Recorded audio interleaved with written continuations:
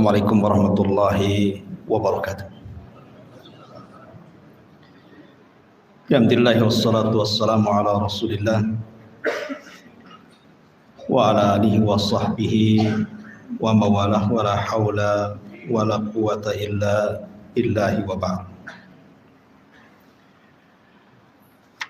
Ma'asyiral muslimin yang dimuliakan Allah Subhanahu wa taala. Alhamdulillah di malam hari ini kembali kita bisa duduk untuk berthalabul ilmi di Masjid Nurul Hidayah,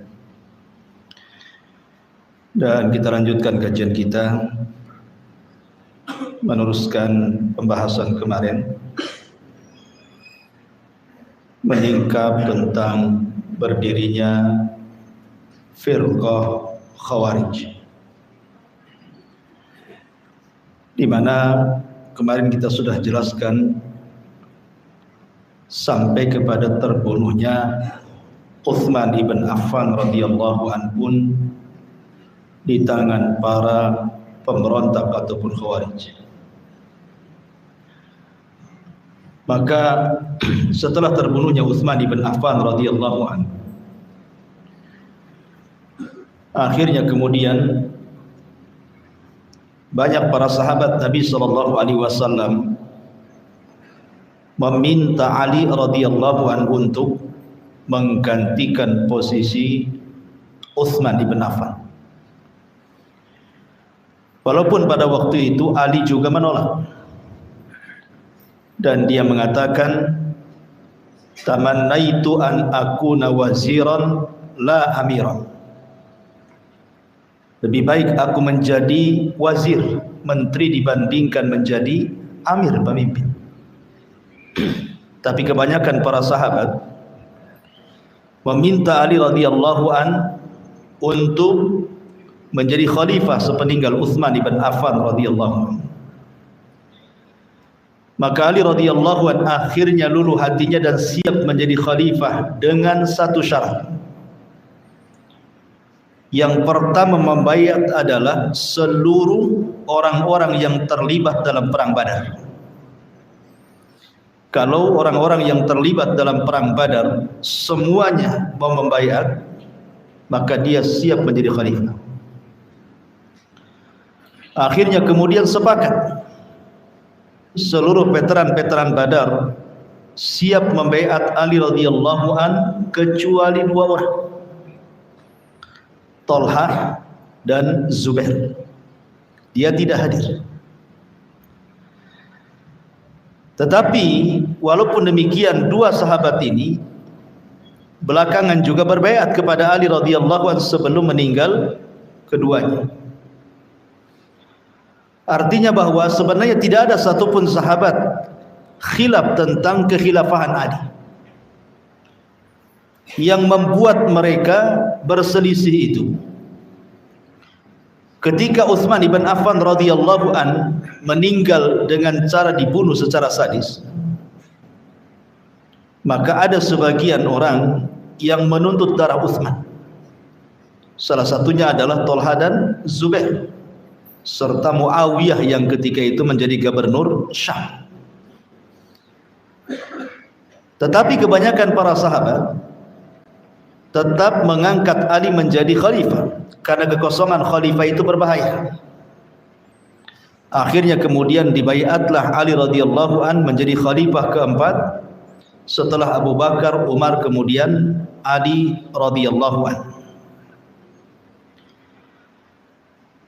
Kalau kita melihat jarak kekuasaan Ali itu memang tidak lama, hanya 4 tahun 6 bulan saja. Beda dengan Utsman sampai 12 tahun lebih, ataupun Umar sampai 10 tahun. Kalau Ali itu hanya 4 tahun 6 bulan saja dia berkuasa. Kemudian kisahnya tidak setertib kisahnya kalau kita menceritakan tentang kisahnya Umar saat menjadi khalifah atau Utsman saat menjadi khalifah. Sebab di zaman Ali radhiyallahu an ini banyak fitnah masalahnya. Jadi kalau cerita tentang kekhilafahan Ali itu ceritanya hanya perang gitu saja. Dan perangnya bukan melawan orang-orang di luar Islam, justru perangnya perang saudara. Mulai daripada Jamal, kemudian Siffin, kemudian Nahrawan, dan begitu seterusnya sampai dia wafat. Jadi memang Ali radhiyallahu anhu ini betul-betul diuji oleh Allah Subhanahu wa taala, dan ke dalam kekhilafahan terjadi fitnah yang diisyaratkan oleh Hudzaifah ibnul Yaman ketika ditanya oleh Umar ibnul Khattab, fitnah yang akan datang yang seperti ombak lautan yang tidak bisa dihentikan. Kemudian Hudzaifah mengatakan, fitnah itu tidak akan terjadi wahai Amirul Mukminin. Kenapa? Karena pintunya dirimu, maksudnya Umar, kecuali kalau engkau sudah meninggal, maka pintu itu akan terbuka. Dan dimulai dari terbunuhnya Utsman. Di sini terbuka fitnah saling bunuh-bunuhan antar kaum muslimin. Taib masyarul muslimin yang dimuliakan Allah Subhanahu wa taala. Adapun yang berkaitan dengan kisah Khawarij ini di zaman Ali radhiyallahu anhu, karena kan melembaganya di zaman Ali. Melembaganya Khawarij itu di zaman Ali. Ketika Muawiyah ibn Abi Sufyan radhiyallahu anhu dikirimi kain pakaian Utsman yang berlumuran dengan darah, dan juga jari-jari istrinya yang terputus, maka oleh Muawiyah digantungkan kain yang berlumuran darah itu dengan jari-jari yang putus di mimbar Masjid Umayyah di sana di Syam. Sehingga kemudian orang-orang Syam mereka geram, kok bisa Utsman dibunuh? Padahal dia Khalifatul Islam, orang yang dijanjikan oleh Nabi SAW dari 10 sahabat yang masuk surga, orang yang membeli surga dengan Nabi SAW 2 kali, dan begitu seterusnya dari keutamaan yang banyak. Kok bisa dibunuh? Makanya kemudian Muawiyah ibn Abi Sufyan, ketika kemudian Ali radhiyallahu anhu mengutus orang untuk mengirim surat agar Muawiyah berbaiat kepada dia, dia tidak mau baiat. Bukan tidak mengakui kekhilafan Ali, tidak. Muawiyah mengakui bahwa Ali jauh lebih afdal dibandingkan dirinya. Cuman urusannya karena Muawiyah ini adalah masih kerabatnya Utsman, sama-sama dari Bani Umayyah. Makanya Muawiyah itu sama persis idenya seperti Zubair dan Thalhah. Urus dulu darah Utsman, baru cerita tentang baiat. Tetapi lain ijtihadnya Ali, lain pula ijtihadnya Muawiyah, Zubair dan juga Thalhah. Ali tetap mengatakan baiat dulu saya. Jadi dari sini ada 2 kesimpulan. Kesimpulan yang pertama, bahwa kekhilafahan Ali radhiyallahu anhu tidak diingkari, baik orang-orang yang menuntut darah Utsman ataupun orang-orang yang setuju Ali cepat dibaiat. Tidak ada khilaf tentang kekhilafan Ali. Mereka mengakui bahwa Ali itu jauh lebih afdal dibandingkan mereka. Kemudian kesimpulan kedua adalah bahwa orang-orang yang tidak setuju berbaiat itu, orang-orang yang tidak setuju berbaiat kepada Ali radhiyallahu anhu, mereka ingin disegerakan tentang darah Utsman. Sementara orang-orang yang mendukung pembaiatan Ali itu meminta agar orang-orang itu berbaiat dulu, kemudian biarkan waktu berjalan sampai betul-betul tenang, kaum muslimin bersatu, baru ditangkap para pembunuhnya. Tetapi semua atas takdir Allah Subhanahu wa taala, ikhwan. Memang harus terjadi. Lah diawali dengan perang Jamal, baru perang Siffin dulu kan. Perang Jamal dulu, baru Siffin. Jadi dalam perang Jamal ini, Thalhah dan Zubair ketika itu memang sangat geram dengan para pembunuh Utsman. Dia ingin menangkap mereka berdua dengan mengerahkan pasukan dari Hijaz menuju Syam. Berangkat dengan pasukan yang banyak dan merayu Ummul Mukminin Aisyah radhiyallahu anha untuk ikut. Kemudian dengan banyaknya argumen, akhirnya Aisyah pun ikut juga akhirnya. Berarti di sini ada 3 orang tuh. Ada Tolha ibn Ubaidillah, ada Zubair ibn Awam, dan juga Ummul Mukminin Aisyah radhiyallahu anha. Berangkat ke mana? Berangkat ke Basra. Ketika itu Ali radhiyallahu anhu masih di Madinah. Mendengar bahwa ada pergerakan dari Zubair, Tolha dan Aisyah radhiyallahu anha dengan bawa pasukan yang besar dan hendak menghakimi setiap orang yang terlibat dalam pembunuhan Utsman, maka Ali sebagai khalifah tidak mungkin tinggal diam karena akan terjadi kekacauan. Maka Ali pun menyusul, kemudian mengarah ke Kufah. Jadi satu di Basrah, satu di Kufah. Akhirnya kemudian Ali radhiyallahu an mengingatkan Zubair dan Tolha ini agar jangan sampai terjadi pertumpahan darah. Kemudian akhirnya berdamailah 2 orang ini dengan Ali radhiyallahu an. Masalahnya yang terlibat dalam pembunuhan Utsman ini di belakang mereka adalah Abdullah ibn Sabah, tokoh munafik yang pura-pura masuk Islam di zaman Utsman ibn Affan radhiyallahu anhu. Dia mengatakan ini tidak bisa dibiarkan. Kalau mereka sampai berdamai, bahaya kami. Kalau sampai 2 orang ini berdamai, kubu Ali dan juga kubu Tolha, maka nyawa mereka terancam. Pasti mereka akan membuat bulir-bulir kesepakatan. Boleh jadi mungkin di antara kesepakatan itu, mungkin para pembunuh itu akan ditangkap dan diadili kan itu. Akhirnya kemudian di malam hari ketika semua tenang karena sudah terjadi islah, tenang malam itu. Yang tidak tenang siapa? Orang-orang munafik. Orang-orang yang terlibat dalam pembunuhan Abdullah ibn Sabah. Akhirnya Abdullah ibn Sabah kemudian membagi pasukan yang terlibat dalam pembunuhan Utsman menjadi 2 pasukan. Satu pasukan mengarah ke Basrah, satu pasukan mengarah ke Kufah. Untuk apa? Untuk menyerang dua-duanya. Jadi membuat kekacauan. Jadi pasukan yang dikerahkan ke Basrah tiba-tiba kemudian menyerang di malam hari, sehingga seolah-olah yang menyerang itu adalah tentara Ali. Kemudian pasukan yang diarahkan ke Kufah menyerang tentara Ali, seolah-olah digambarkan yang menyerang itu tentara Tolha. Subhan, dalam satu malam fitnah terjadi. Dan ketika itu Zubair dan Tolha tidak ikut terlibat dalam peperangan ini. Karena memang tidak ada urusan dengan peperangan itu, kan sudah selesai. Namanya sudah rapat, sudah oke, sudah islah, apalagi tiba-tiba kemudian malam itu terjadi peperangan di antara 2 kubu itu. Lah ketika saling suudon, kan ini kan suudon namanya. Ini kubu Ali suudon kepada kubu Tolha, jangan-jangan nih Tolha gerakkan pasukan kita di malam hari. Yang satunya juga suudon, jangan jadi pasukan Ali kemudian menggempur kita. Akhirnya kemudian mereka tidak terima, 2 pasukan ini bertempur hebat-hebatan di malam itu. Sampailah ke telinga Aisyah radhiyallahu anha. Kemudian Aisyah radhiyallahu anha ingin berusaha untuk menenangkan, jangan sampai ada pertumpahan darah. Naiklah dia ke atas unta. Makanya nanti perang ini disebut perang Jamal. Kenapa? Karena Aisyah radhiyallahu anha ketika itu naik Jamal. Jamal itu unta. Maksud Aisyah, kedatangan Aisyah itu maksudnya mau mendamaikan. Tapi disangkanya kedatangan Aisyah itu memperkuat kubu Tolha, makin semangat perangnya.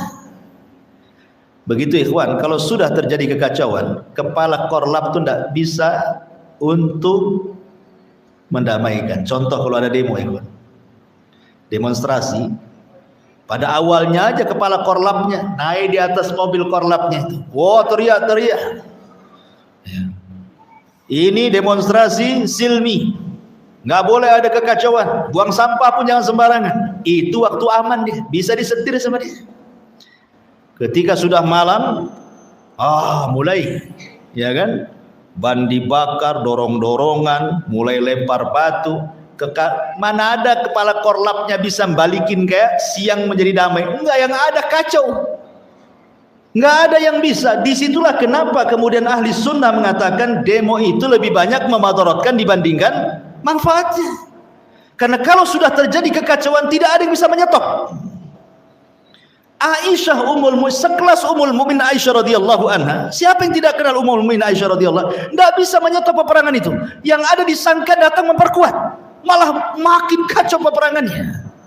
Makanya Ali radhiyallahu mengutus orang untuk menyelamatkan Aisyah, jangan sampai berada di pertempuran bahaya.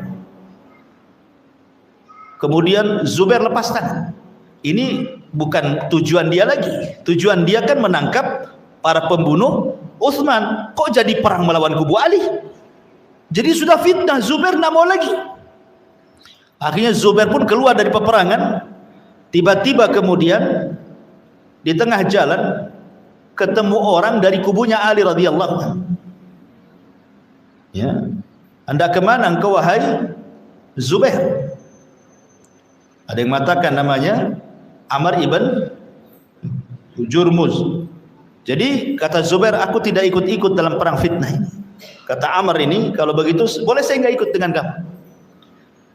Nah, silahkan, saya pun tak suka dengan peperangan ini, dengan fitnah ini. Akhirnya 3 orang ini berangkat, Zubair, budaknya, sama Amr ibn Jurmuz ini. Rupanya ketika lengah, Zubair dibantai sama Amr ini, meninggal. Ya, ketika lengah dia sedang tidur di bawah pohon, dibantai. Kemudian dibantai itu dengan menggunakan pedang dia. Pedangnya Zubair. Dengan bangganya Ibn Jurmuz ini bawa pedang itu menghadap Ali radhiyallahu anhu. Kononnya memberitahu bahwa lawan politikmu sudah mati. Tapi Ali marah dan mengatakan, aku pernah mendengar Nabi SAW bersabda, Bashiri, kasih kabar gembira, ala qatil ibni Safiyyah bin nar. Kasih kabar gembira kepada pembunuh anak daripada bibi Rasul Safiyyah dengan neraka. Ketika Ali kemudian berteriak seperti itu, Amr takut kemudian lari karena takut dibunuh. Kemudian dia melihat pedangnya, demi Allah inilah pedang yang dia berperang bersama Nabi SAW. Kemudian dia menangis dan mendoakan kebaikan kepada Zubair. Lah Ali sendiri tidak bisa juga menyetop peperangan. Sampai ketika kemudian betul-betul kubu Ali memenangkan peperangan itu, Tolha pun terbunuh di situ. Tapi sebelum dia meninggal, dia sempat berwasiat tentang baiat dia kepada Ali radhiyallahu anhu. Makanya Ali kemudian sangat sedih dengan kematian Tolha. Sudah kematian Zubair, kemudian Tolha lagi. Dan itu adalah kan orang-orang yang dijanjikan masuk surga semuanya tuh. Dari 10 sahabat yang dijadikan masuk surga, salah satunya Tolha dan Zubair, meninggal di perang Jamal. Ma'asyiral muslimin, tentu dari arah Syam Muawiyah tambah-tambahlah dia emosinya. Sudah terbunuhnya Utsman, dia juga marah. Dia dengar pula Tolha meninggal, Zubair pula meninggal, makin tak mau baiat sama Ali dia. Sementara ketika itu kan tentara yang paling kuat itu tentara yang ada di Syam, di wilayah Muawiyah. Akhirnya kemudian ketika Ali meminta Muawiyah untuk baiat, Muawiyah kekeh tidak mau. Lah ketika setelah terjadi perang Jamal ini, maka terjadi perang kedua kalinya, perang Siffin. Lah perang Siffin ini, ma'asyiral muslimin yang dimuliakan Allah Subhanahu wa taala,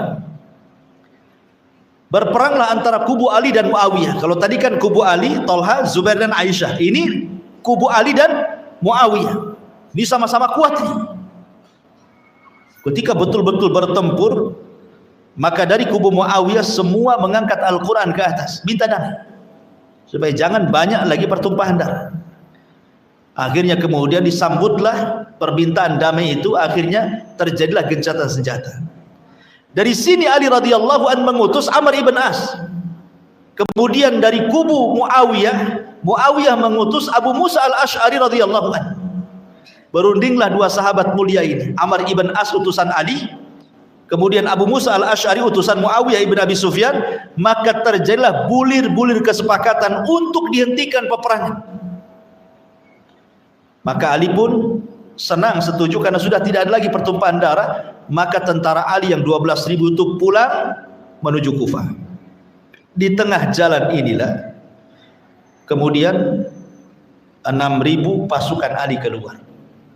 Inilah cerita awal munculnya Khawarij dan melembaganya Khawarij. Dari 6.000 ini keluar dari kubu Ali. Apa alasannya? 6.000 orang ini bukan orang biasa, ikhwan. Mereka disebut qurra. Maka disebut fitnah, disebut fitnatul qurra namanya. Apa qurra itu? Qurra itu pakar-pakar Quran. Makanya ketika Nabi SAW mensifati orang-orang Khawarij apa? Yaqra'unal Qur'an. Mereka membaca Al-Quran. Mereka pakar-pakar Quran. Tapi Quran hanya sampai di tenggorokannya, tidak sampai di dadanya. Jadi mereka itu betul-betul pakar-pakar Quran itu yang keluar tuh 6.000 orang tuh. Kemudian mereka akhirnya menyingkir dari pasukan Ali. Di mana? Di satu desa di pinggiran Kufah yang disebut dengan Harura. Disitulah kemudian mereka tinggal. Harura, yang kemudian tempatnya disebut Haruriyah. Sebagaimana ada seorang wanita datang kepada Aisyah radhiyallahu anha tentang bertanya soal apakah orang yang sholat di qadha. Ya. Aisyah radhiyallahu mengatakan aharuriyatin anti. Kau seorang Haruriyah? Maksudnya kau seorang Khawarij ya? Karena yang memahami sholat ada qadha itu orang Khawarij.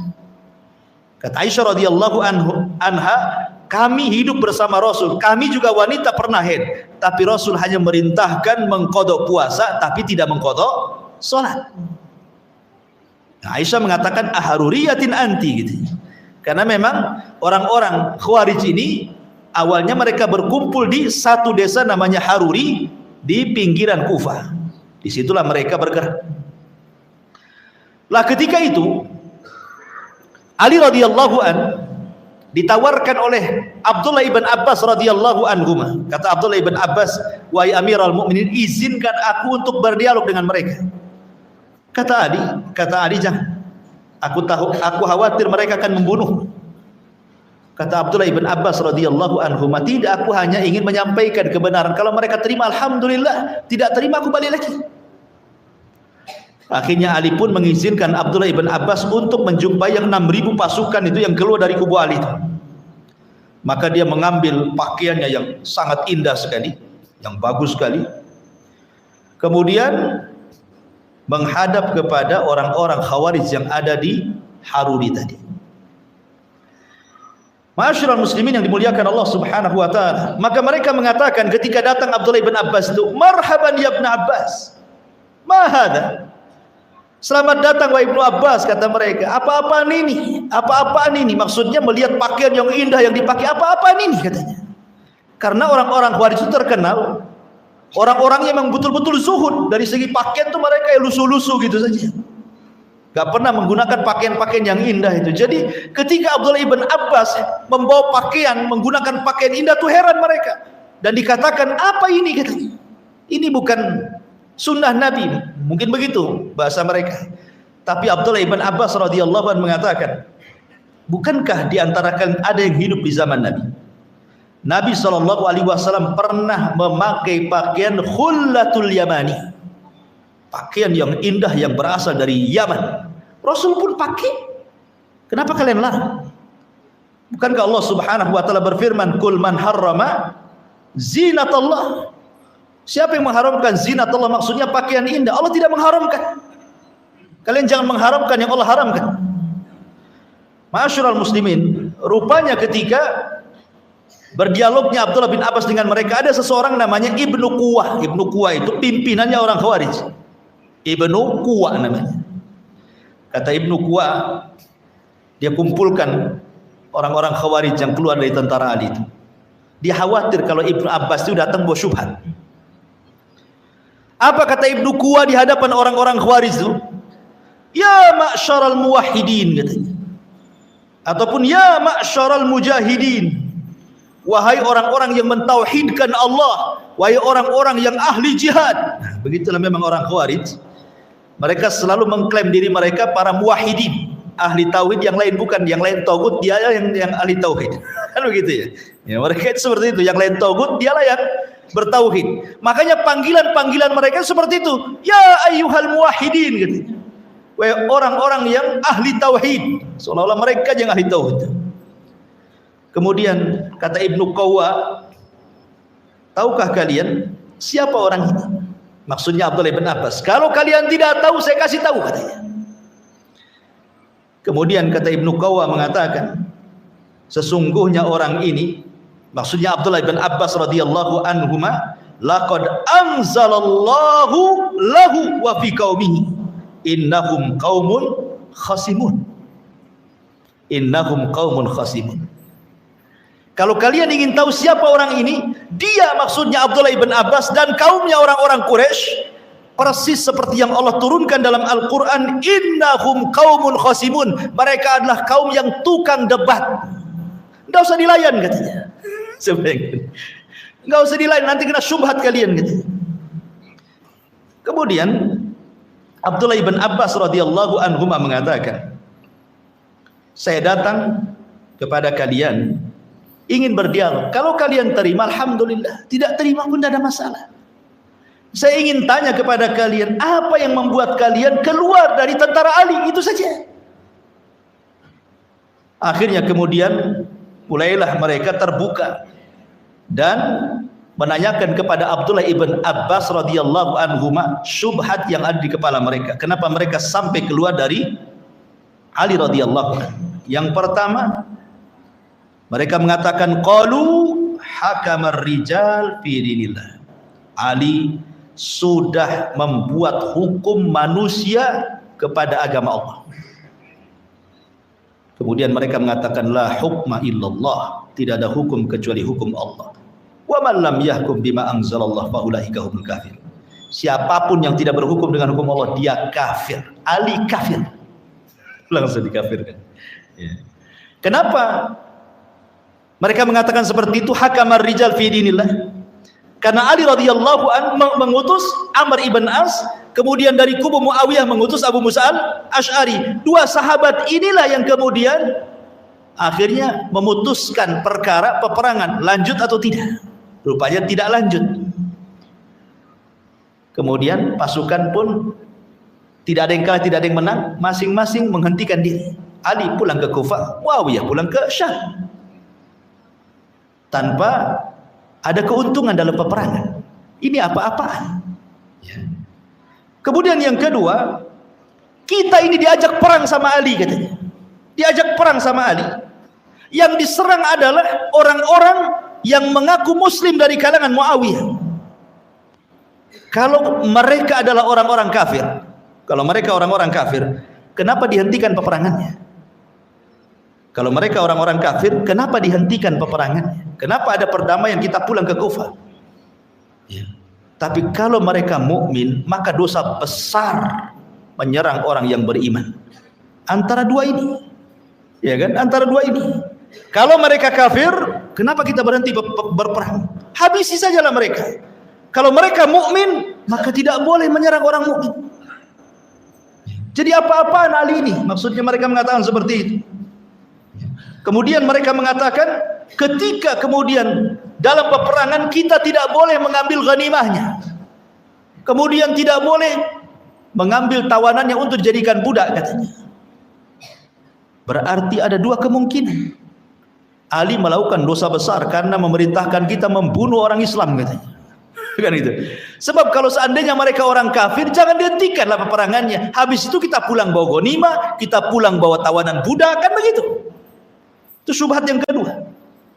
Syubhat yang ketiga, dalam perjanjian antara Amr ibn As dan Abu Musa al-Asy'ari, di situ tidak ditulis Amirul Mukminin, tapi ditulis Ali ibn Abi Thalib.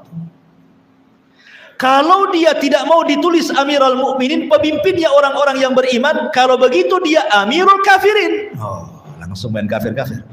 Karena dia tidak mau ditulis Amirul Mukminin, pemimpinnya orang yang beriman, berarti dia pemimpinnya orang kafir katanya. Sudah berani mengkafirkan Ali. Itulah akidahnya orang Khawarij. Saya diulang kemarin bahwa salah satunya apa? Memberontak pemerintah karena dibangun pemahaman takfir, mudah mengkafirkan, berakhir dengan menghalalkan jiwa manusia. Itulah orang Khawarij seperti itu. Ma'asyiral muslimin yang dimuliakan, kata Abdullah ibn Abbas, ada yang lain? Tidak ada. Baik, saya akan jawab, kata Abdullah ibn Abbas. Ini yang ngomong alim turjumanul Quran, orang yang didoakan Nabi SAW, Allahumma faqihu fid din, ya Allah cerdaskan anak ini. Orang kaling-kaling Abdullah ibn Abbas ini memang betul-betul alim min ulama'i sahabat. Kalau seandainya syubhat ini sampai kepada kita, mungkin kita tidak bisa menjawabnya. Tapi syubhat itu datang kepada Abdullah ibn Abbas, jawabannya sudah hadir di kepalanya. Kata Abdullah ibn Abbas radhiyallahu anhu mengatakan, oke, saya ingin tanya kepada kalian, adapun Ali hakama rijal fi dinillah. Kata kalian dia berhukum dengan hukum manusia dalam agama Allah. Mengutus Amr ibn As kemudian berdamai dengan Abu Musa al-Ash'ari radhiyallahu anhu. Di dalam Al-Qur'anul Karim Allah Subhanahu wa taala mengatakan yahkumu bihi dzawai adlim minkum. Yahkumu bihi dzawai adlim minkum. Ayat ini bicara tentang hukum orang yang sedang ihram berburu. Kan salah satu larangan ihram tidak boleh berburu, tidak boleh. Kalau sampai orang ihram kemudian berburu, maka lihat buruannya. Maka sebagai gantinya kalau dia memburu kelinci, maka nanti kelinci ini sama dengan apa? Sama dengan kambing umpamanya. Korban kambing.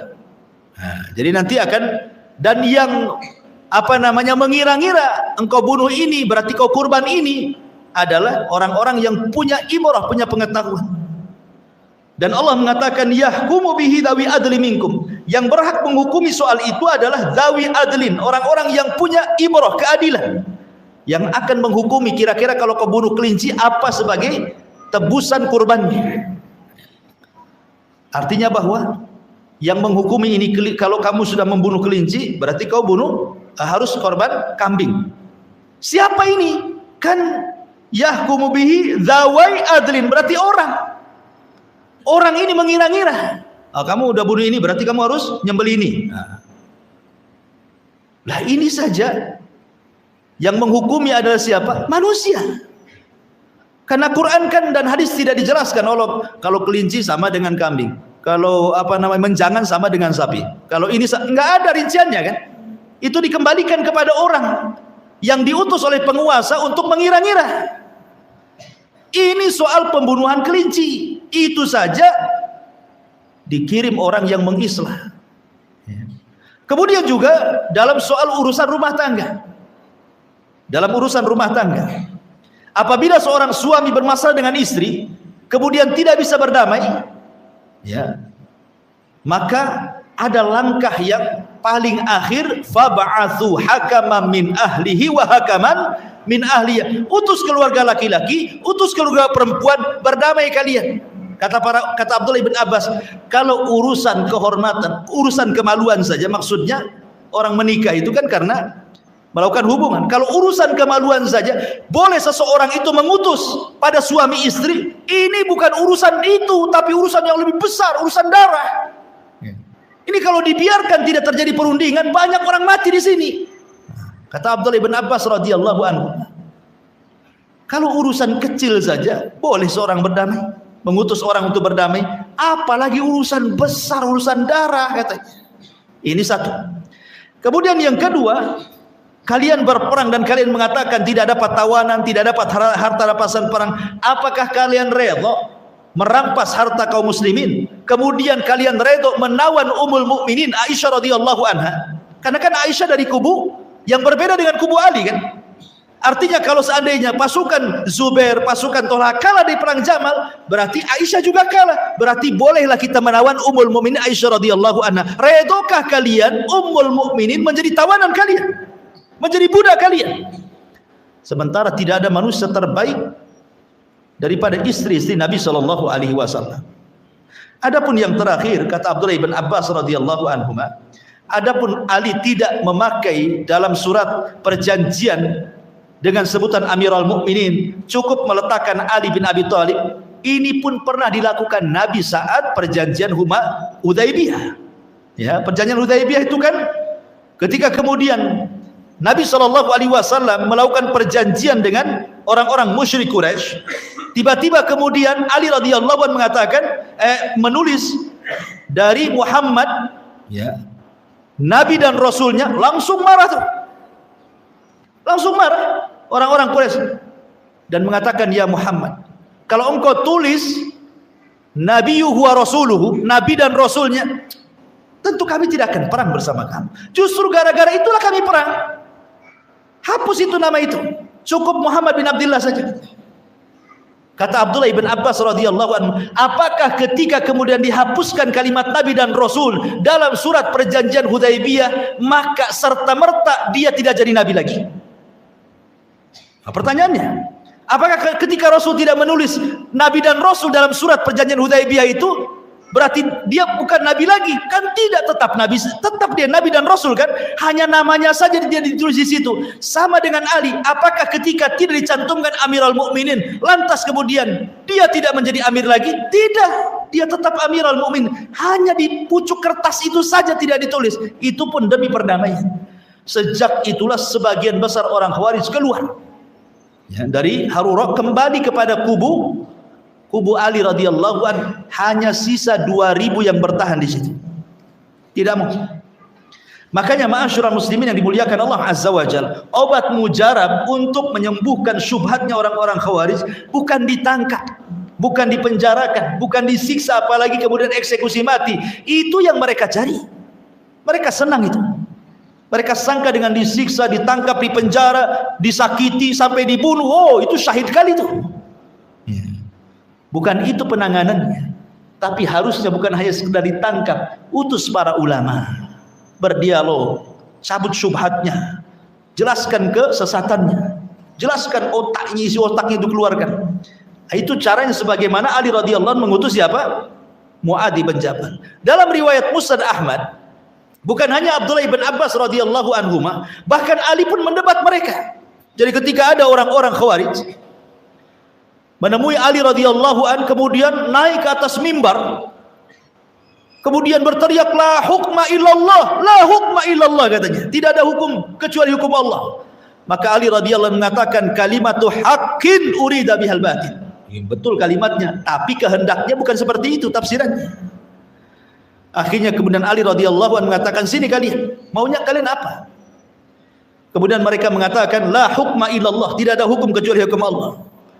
Kemudian sambil mereka memegang mushaf, tidak ada hukum kecuali hukum Allah. Jadi mushafnya diginikan, tidak ada hukum kecuali hukum Allah. Kata Ali, kalau begitu, kemarikan sini mushafnya. Diambilkan mushafnya, kata Ali, hei mushaf, berhukumlah kau untuk kami, katanya. Kata orang-orang Khawarij, ya Ali, mushaf tidak bicara, bukan begitu caranya, katanya. Kami yang menghukumi mushaf itu, katanya. Lihat orang-orang Khawarij ya. Kemudian Ali bertanya, apa syubhat kalian? Maka dikatakan seperti syubhat yang ditanyakan kepada Abdullah ibn Abbas, dan Ali pun kemudian menjawab seperti jawaban Abdullah ibn Abbas, karena perkara ini perkara terang, semua tahu jawabannya. Artinya bahwa Ali, Abdullah ibn Abbas berusaha untuk kemudian mengeluarkan orang-orang Khawarij dari syubhatnya itu. Tapi karena memang syaitan sudah masuk di kepalanya, yang 2000 orang ini tidak mau kembali. Ali radhiyallahu an tidak memerangi mereka, dibiarkan ya, asal jangan kemudian membuat kekacauan saja, membiarkan mereka hidup di Harura sampai pada waktunya, ikhwan. Ketika kemudian tiba-tiba ada seseorang sahabat, putra daripada sahabat, namanya Abdullah ibn Khabbab ibn Arad, sahabat, putra sahabat. Khabbab ibn Arad ma'ruf, seorang sahabat Nabi SAW, Ashabus Suffah. Anaknya ini Abdullah ibn Khabbab ini pulang dari safar dengan istrinya, dengan budaknya Jariyah yang sedang hamil. Lewatlah kemudian melintas di Harura, ketangkap sama orang Khawarij. Ditangkap. Kemudian ditanya, ya Abdullah ibn Khabbab, pernahkah engkau mendengar hadis dari Nabi SAW? Bukankah kau sahabat Nabi? Karena orang-orang Khawarij itu tidak ada sahabat satupun ya, mereka tidak ada sahabat satupun. Mereka orang-orang baru ya, yang tidak punya pemahaman, jadi tidak tahu kehidupan para sahabat Nabi. Makanya mereka mengatakan, ya Abdullah ibn Khabbab, bukankah kau sahabat Nabi? Karena mereka bukan sahabat Nabi. Pasti kau pernah mendengar hadis dari Nabi. Coba sampaikan satu hadis untuk kami, katanya. Maka Abdullah ibn Khabbab menceritakan hadis Rasul tentang fitnah. bahwa orang yang di rumah lebih baik daripada orang di luar, bahwa orang yang duduk lebih baik daripada orang berjalan, begitu seterusnya. Sampai akhirnya mereka bertanya kepada Khabbab soal Abu Bakar dan Umar. Akhirnya kemudian mereka marah, seolah-olah Abdullah ibn Khabbab ini menjawab tuduhan dan juga berusaha menyerang orang-orang Khawarij yang menangkapnya. Mereka tidak sabar, akhirnya dibunuhlah Abdullah ibn Khabbab. Kemudian istrinya sampai jariahnya yang sedang hamil itu dibelek perutnya, kemudian diambil bayi dilempar ke lautan. Ketika mereka sudah mulai menghalalkan darah kaum muslimin, darah sahabat ditumpahkan sampai dibedel perutnya jariah, sampai dilempar ke laut itu bayinya itu. Kabar ini sampai kepada Ali. Makanya saya katakan di awal definisi Khawarij berawal dari memberontak kepada pemerintah, tidak mengakui pemerintah Ali. Kemudian yang kedua mengkafirkan, yang ketiga menghalalkan darah. Nah, ini membunuh Abdullah ibn Khabbab sampai kepada Ali. Maka ketika kemudian kabar ini sampai kepada Ali radhiyallahu anhu, Ali tidak bisa karena mereka sudah mulai membunuh, menghalalkan darah. Maka dikirimlah pasukan besar oleh Ali radhiyallahu an, diseranglah orang-orang Khawarij, terjadilah perang yang disebut dengan Nahrawan. Perang Nahrawan. Ma'asyiral muslimin yang dimuliakan Allah Azza wa Jalla. Lah setelah kemudian habis, subhanallah, Allah takdirkan dalam peperangan ini tentara kaum muslimin tidak banyak yang meninggal. Tidak banyak meninggal. Justru tentaranya orang-orang Khawarij ini hampir kebanyakan mereka dibantai habis 2.000 orang. Kecuali sedikit yang lari yang akan menjadi cikal bakal orang Khawarij setelahnya. Tapi hampir semuanya dibasmi. Bayangkan. Mungkin yang dikirim ini pasukan khusus kan itu ya. Ali radhiyallahu an ketika itu mengatakan kepada para sahabatnya, coba cari dari orang-orang Khawarij yang mati itu seseorang yang memiliki gundukan atau daging yang jadi di bahunya, ya, di tangannya, ya pokoknya sekitar tangan lah. Dia ada semacam disebut dzu sadyain, pemilik dua tete ya. Sad itu kayak tete perempuan ya. Maksudnya ada gundukan daging di tangannya. Cari ada enggak gitu. Aku dicari-cari dari jenazah-jenazah orang-orang Khawarij, ketemu. Subhanallah, ketika ketemu langsung sujud Ali. Kenapa? Karena mencocoki hadis Nabi SAW bahwa engkau akan diperangi oleh orang-orang Khawarij, di antara mereka adalah pemilik daging tumbuh di tangannya. Makanya betul, ini maksudnya sabda Rasul cocok dengan apa yang dia perangi gitu ya. Makanya ketika mereka membantai orang-orang Khawarij di Nahrawan, Ali sangat senang sekali karena persis seperti sabda Nabi. Ketika Aisyah radhiyallahu anha mendengar bahwa Ali bersyukur karena artinya dia bukan menyasar kepada orang salah gitu maksudnya. Memang dia bantai itu betul-betul pembantian itu sebagaimana sabda Rasul, "Idza laqitumuhum faqtuluhum fa inna fi qatlihim ajrun." Kalau engkau melihat orang-orang Khawarij, perangi mereka karena dalam memerangi mereka terdapat pahala. Ketika ada orang yang ciri-cirinya seperti itu, memang mereka adalah Khawarij yang disabdakan Rasul. Makanya Ali dengan bangganya langsung sujud dan mengatakan alhamdulillah katanya. Aku bukan memerangi orang salah katanya. Makanya ketika Aisyah mendengar Ali sujud, dia pun mengatakan shadaqa Ali, Ali benar. Ya. Ma'asyiral muslimin yang dimuliakan Allah Subhanahu wa taala. Lah dari sini ikhwatu fillah muliakan Allah Azza wa Jalla, memang orang-orang Khawarij itu dari dulu suka merongrong pemerintah. Merongrong pemerintah. Dan subhanallah dari awal mukadimah saya katakan, tidak ada satu firqah yang sesat dalam Islam yang banyak riwayat-riwayatnya secara marfu kepada Rasul dan semuanya hampir sahih kecuali bicara tentang firqah Khawarij. Kalau firqah-firqah yang lain tidak ada hadisnya.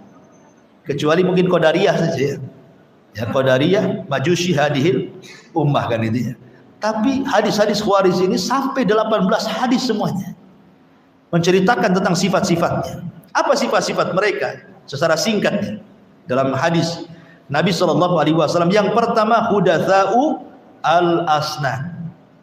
Hudatsa'ul al-asnan, muda-muda, orangnya muda-muda kayak antum anak-anak muda ya. Makanya kalau kita lihat pengeboman di negeri-negeri Islam dan juga kita lihat di negeri kita kan, mulai bom Bali dan begitu seterusnya lah, banyak kali pembunuhan di negeri kita ini. Para pelakunya rata-rata anak muda. Tidak ada orang membunuh diri itu kakek-kakek, itu nggak ada. Pernah antum dengar berita yang melakukan bom bunuh diri usianya 80 tahun? Ngapain meledakkan diri, nggak diletakkan mau mati juga dia. Nah, jadi rata-rata anak-anak muda. Ya, karena anak-anak muda ini kan labil ya kan. Mungkin susah kerja, ya banyak masalah, diputus cinta. Bagus juga nih. Bisalah saya dapat bidadari kalau mati katanya. Ya, itu kan jalan pintas tuh modelnya. Makanya kemudian sifat yang kedua, sufahaul ahlam. Anak muda tapi jahil, menang semangat gitu ya, tapi tak ada ilmu. Kemudian juga yaquluna min khairi qaulil bariyah. Ciri mereka adalah mereka suka mengucapkan dengan sebaik-baik perkataan, maksudnya firman Allah Azza wa Jalla. Mereka akan berdalil tuh ikhwan. Makanya kalau kita lihat web-webnya orang-orang itu, ya, orang-orang Khawarij itu, subhanallah itu berserak ayat-ayat Al-Quran itu yang berkaitan dengan pemahaman mereka tentang keutamaan jihad gitu ya, keutamaan mati syahid, macam-macam. Makanya betul kata Ali radhiyallahu an, kalimatul haq urida bihal batil, persis seperti yang dikatakan Ali. Kalimatul haq yang mereka sampaikan itu hak, Quran, sunnah, betul tentang keutamaan jihad, keutamaan syahid, nanti masuk surga tanpa hisab, akan diberikan bidadari. Itu semua riwayat-riwayatnya terkadang sahih. Apalagi dicantumkan ayat-ayat Al-Quran kan. Makanya Ali mengatakan kalimatul haq, betul kalimatnya, tetapi urida bihal batil, yang dikehendaki dengan kalimat itu kebatilan, karena mereka tafsirkan sendiri. Mereka tafsirkan sendiri. Artinya bahwa kelompok sesat pun pakai Quran kan. Kelompok sesat pun pakai hadis Nabi SAW. Tapi jawabannya kalimatul haq urida bihal batil. Boleh saja yang kalian sampaikan Quran, yang kalian sampaikan hadis Nabi, tapi penafsirannya bukan sebagaimana penafsiran salaf, tapi penafsiran sesuai dengan kehendak kalian. Makanya harus diadakan dialog dengan mereka, luruskan pemahaman, harus diluruskan pemahaman. Karena kalau seandainya kita membantah pamannya dalil ini Quran, tidak mungkin kita katakan ayat lemah kan itu. Ayat tidak ada yang lemah. Ataupun ini riwayatnya Bukhari Muslim, kita katakan ini riwayatnya lemah. Tidak. Kita tidak membahas soal ayat ini atau hadis ini, tapi kita membahas pemahamannya. Makanya kesesatan itu karena ada dua jalan. Pertama dari segi dalil, yang kedua dari segi madlul. Boleh jadi karena dalilnya sesat, mungkin hadis maudhu dijadikan hujah, sesatlah dia. Atau boleh jadi hadisnya sahih, bahkan menggunakan ayat tapi madlulnya, apa yang dikehendaki dalil itulah yang kemudian dia tidak memahaminya, dibawa kepada pemahamannya sendiri, sesatlah dia. Itulah orang Khawarij seperti itu. Kemudian ciri yang selanjutnya, dhaifun fi fahmid din wa fiqhihi. Mereka sangat lemah dalam memahami agama, apalagi rincian fikihnya.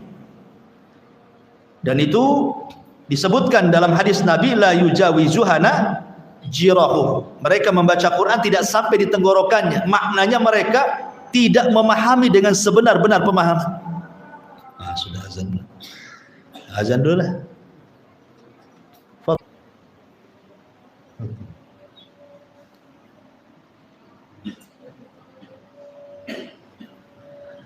Ya, alhamdulillah. Kemudian selanjutnya, di antara ciri-ciri mereka adalah yukthiruna minal ibadah. Mereka luar biasa ibadah. Bahkan di malam hari mereka membaca Quran itu seperti kadawi an-nahl, seperti suara tawon. Kalau malam itu mereka luar biasa baca Quran. Dahi-dahi mereka hitam karena banyak sujud. Persis seperti yang disabdakan Nabi SAW bahwa laisa salatukum ila salati, tidak ada artinya salat kalian dibandingkan salat mereka, puasa kalian dibandingkan puasa mereka, baca Quran kalian dibandingkan baca Quran mereka. Artinya mereka dalam ibadah mengungguli kalian. Tetapi sekali lagi, mereka membaca Al-Quran tapi tidak sampai ke tenggorokan mereka. Kemudian secara singkat, yaqtuluna ahlal Islam. Mereka membunuh kaum muslimin. Herannya, wa yada'una ahlal awthan. Mereka meninggalkan para penyembah berhala. Jadi apa yang mereka lakukan dari pengeboman, pembantaian, meneteskan darah, itu fokusnya ke orang-orang Islam. Sasarannya itu ke orang-orang Islam. Tapi mereka tidak menyasarkan kepada orang-orang kafir. Dari mana kita tahu? Dan umumnya kita lihat hari ini kan, ya kita lihat saja ketika pemahaman mereka mengatakan pemerintah ini pemerintah tauhid. Karena mereka menganggap pemerintah ini tauhid, masalahnya kafir gitu. Siapapun yang mendukung pemerintah maka dia tauhid. Siapapun yang mendukung pemerintah maka dia kafir. Maka mereka membuat satu kaidah, man lam yukaffir kafir fahuwa kafir. Siapa yang tidak mengkafirkan orang kafir, dia kafir. Ketika mereka mengatakan pemerintah kafir, kemudian kita tidak mengkafirkan pemerintah, berarti kita kafir. Karena masuk dalam kaidah, siapa yang tidak mengkafirkan orang kafir, dia kafir. Jadi yang nggak kafir dia aja lah. Kan bahaya. Kaidah ini ya tidak salah secara mutlak sih. Tapi tidak benar secara mutlak juga. Kalau kaidah ini malam yukafir kafir fahuwa kafir, siapa yang tidak mengkafirkan orang kafir dia kafir, maksudnya adalah yang dikafirkan Allah dan Rasulnya. Benar kaidah ini. Ketika Allah mengatakan Yahudi kafir, kita katakan kafir. Ketika Allah mengatakan Nasrani kafir, kita katakan kafir. Nggak ada masalah. Justru ketika kita tidak mengatakan Yahudi kafir, Nasrani kafir, bisa kafir kita. Karena tidak mengkafirkan yang Allah kafirkan. Harusnya kita kafirkan yang Allah kafirkan kan. Tapi jangan coba-coba mengkafirkan yang Allah tidak kafirkan, yang Rasul tidak kafirkan. Nah, itulah pemahaman Khawarij. Allah tidak kafirkan, kalian kafirkan. Rasul tidak kafirkan, kalian kafirkan. Habis itu kalian halalkan pula darahnya. Dan begitu seterusnya. Kemudian yat'anuna ala umaraihim wa yashhaduna alaihim bid-dhalal. Mereka orang-orang Khawarij ciri berikutnya adalah suka mencela pemerintah dan selalu menganggap pemerintah itu di atas kesesatan. Dalilnya apa? Perkataan Dzul Khuwaisirah kepada Nabi, "I'dil ya Muhammad." Nah, ini kan mencela Nabi. Nabi itu umarah. Selain juga dia Nabi, dia Rasul gitu ya. Dia pun pemimpin. Tiba-tiba kemudian Dzul Khuwaisirah mengatakan, "Adil engkau wahai Muhammad." Ini namanya mencela pemerintah namanya. Kan Nabi simbol pemerintah. Sama dengan presiden itu kan simbol pemerintah gitu. Jadi itulah sifat mereka. Kemudian la yarawna ahlal ilmi wal fadli makanatan. Mereka tidak memandang sama sekali para ulama. Bagi mereka ulama itu jatuh di mata mereka. Buktinya dalam sejarah mereka membunuh Utsman. Pada sebelum dibunuh Utsman sudah ngomong, "Aku ingin katakan kepada kalian, di hadapan kalian ada Ali, di hadapan kalian ada Tolha, di hadapan kalian ada Zubair, di hadapan kalian ada Abu Hurairah, ada sahabat-sahabat yang lainnya. Dulu di masa Rasul, kata Rasul, siapa yang bisa membeli sumur rumah, kujanjikan dia masuk surga." Kata Utsman, "Aku yang membelinya." Katakan sama orang-orang itu. Tapi tetap saja dibunuh. Artinya sifat mereka adalah tidak memandang para ulama, orang-orang yang memiliki keutamaan itu, di mata mereka semua rendah. Kemudian juga nazalu ayat al-kufar wa ja'aluha lil mu'minin. Terkadang mereka kemudian mengambil ayat-ayat yang harusnya ayat itu istidlal, pengambilan dalilnya ditujukan kepada orang-orang kafir, tetapi mereka menunjukkan ayat itu untuk orang-orang yang beriman. Jadi ayat untuk orang kafir diletakkan kepada orang-orang yang beriman. Itulah ciri-ciri Khawarij. Kemudian juga istahallu dima'al muslimin. Ini ciri yang menonjol juga, mereka menghalalkan darah kaum muslimin. Ya, makanya lihat kisah Ali yang tadi saya ceritakan. Ketika Ali radhiyallahu an berhasil kemudian memberantas mereka di Nahrawan sehingga tidak banyak lagi. yang tersisa. Akhirnya yang tersisa ini dendang ke sumur. Berkumpullah orang-orang itu. Kemudian mereka mengatakan, kita harus menghentikan kerusakan ini. Dan kerusakan itu ditimbulkan dari 3 orang katanya. Dari Ali radhiyallahu an, dari Amr ibn As, dari Muawiyah bin Abi Sufyan. Mereka mengatakan kalau 3 orang ini meninggal istirahat dunia katanya. Kemudian Abdurrahman bin Mulzam mengatakan, baik, kalau begitu biar saya menghabisi Ali. Yang lain mengatakan saya menghabisi Amr bin As. Yang lain mengatakan saya menghabisi Muawiyah. Bergeraklah mereka subhanallah di bulan Ramadan tanggal 17. Tanggal 17 ini terjadi perang Badar. Ini bulan suci, ikhwan. Kemudian di tanggal bersejarah lagi perang Badar 17. Bergerak nih 3 kelompok ini, satu dipimpin Abdurrahman bin Mulzam dan yang satunya lagi, kemudian yang satunya lagi dipimpin sama teman-teman yang sama-sama Khawarij. Berangkat yang satu ke Irak, yang satu ke Syam, ya kan? Akhirnya Ali radhiyallahu an itu sebelum dia terbunuh dia merasakan bahwa dia akan mati. Suatu ketika Ali radhiyallahu an pernah sakit parah. Ya, pernah sakit parah. Kemudian Ali mengatakan kepada Hasan dan Husain, walaupun aku sakit separah ini, saya tidak akan mati, kata Ali. Karena aku mendengar Nabi SAW bersabda kepadaku bahwa kematianmu adalah ketika ada darah yang muncrat dari tengkuk dan membasahi janggutmu. Kalau janggutmu penuh dengan darah, dari darah yang muncrat dari tengkukmu, disitulah kau mati. Jadi ketika Ali sakit parah itu, Ali mengatakan, jangan menangis kalian wahai keluargaku, aku tidak akan mati sekarang. Karena Rasul pernah bersabda kepadaku, kematianku apabila janggutku berlumuran darah dari darah tengkukku. Kan lagi sakit, kan gak ada darahnya. Makanya Ali yakin dengan sabda Rasul, dia tidak akan mati. Karena Rasul sudah mengatakan kematiannya seperti itu. Makanya kemudian 3 hari sebelum wafatnya Ali banyak berpuasa. Terkadang berbuka di rumah Hasan, terkadang berbuka di rumah Husain, dan dia hanya makan sedikit. Ketika ditawarkan makan banyak, tidak. Aku ingin berjumpa dengan Allah dalam kondisi aku lapar. Betul ketika di waktu fajar dia hendak mengimami sholat subuh, kan? Karena di zaman itu pemimpin negara juga pemimpin sholat, ya. Jadi berangkat dia sholat subuh. Rupanya dihadang oleh Abdurrahman ibn Mulzam dengan cara licik, kan? Ditusuk dari belakang dengan pisau atau pedang yang sudah dilumuri racun selama 7 hari 7 malam. Setiap malam dikasih racun pedang itu selama 7 hari 7 malam tuh. Dan itu pengakuan Abdurrahman ibn Mulzam saat ditangkap, ya. Jadi saat ketika Ali sudah ditusuk gitu ya, kemudian darah berceceran ketika hendak salat subuh, kemudian diselamatkan.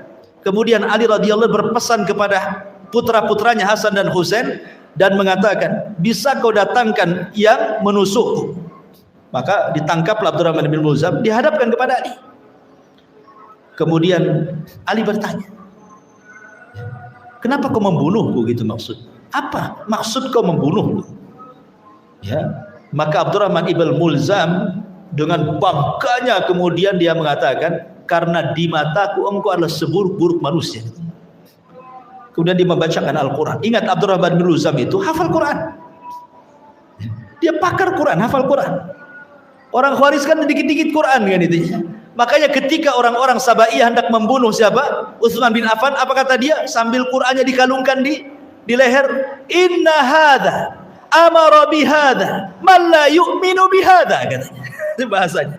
Sesungguhnya loh, ini loh Quran yang dikalungkan di dadaku, dia yang menyuruh untuk membunuh orang ini, maksudnya Utsman, karena dia tidak beriman dengan ini, katanya. Jadi membunuh Utsman itu atas nama Quran. Sama dengan membunuh Ali juga atas nama Quran. Karena Ali tidak berhukum dengan hukum Allah, maka dia kafir. Maka engkau seburuk-buruk manusia, katanya. Dan aku sudah sediakan pedang 7 hari 7 malam, sudah kuracuni, katanya. Kata Ali radhiyallahu anhu mengatakan kepada Hasan atau Husain, jangan sakiti Abdurrahman bin Mulzam. Jangan kau sakiti, ya. Kalau seandainya aku hidup, aku yang akan mengkisasnya. Tapi kalau aku mati, bunuh dia dan jangan dimutilasi. dan jangan bunuh kawan-kawannya. Ya, cukup dia saja. Lihat bagaimana rahmatnya Ali radhiyallahu anhu. Ya, dia tidak dendam kan? Kalau kita mungkin yang nyakiti kita kalau bisa berlipat-lipat tuh dia dapat azab tuh kan. Karena Ali disesuaikan. Bunuh dia tapi jangan kalian cukup bunuh saja. Ya. Ma'asyiral muslimin yang dimuliakan Allah Azza wa Jalla, akhirnya Ali pun meninggal dunia.